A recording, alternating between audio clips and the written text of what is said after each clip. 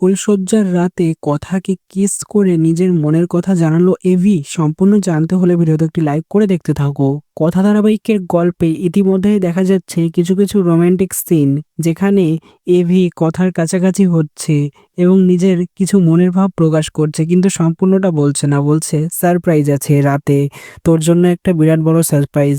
এরপর রাত হতেই ফুলশয্যা হয়, কথা এবং এভির ঘর ফুল দিয়ে সেজে ওঠে। এরপর অগ্নি কথাকে একটা উপহার দেয়। উপহার দেওয়ার পর এভি কথার কপালে একটা কিস করে। আস্তে আস্তে আরো ঘনিষ্ঠ হয় দুজনে। কথা তো এবার লজ্জা পেতে শুরু করে। এবার এভি কথাকে জড়িয়ে ধরে বলতে থাকে, খুব ভালোবাসি আমি তোকে কথা। অর্থাৎ গোবর দেবী। আর গোবর দেবী কেন বলি আমি তোকে, জানিস না? এটা আমি তোমাকে ভালোবেসে বলি। সবার সামনে হয়তো কথা বলে ডাকবো, কিন্তু গোপনে আমাদের ঘনিষ্ঠ সময়ে বা আমাদের ভালোবাসার মুহূর্তে সবসময় আমি তোকে গোবর দেবী বলেই ডাকবো, ঠিক আছে? তখন আসলে বুঝতে পারে কথা, এভি কেন তাকে গোবর দেবী বলে ডাকে।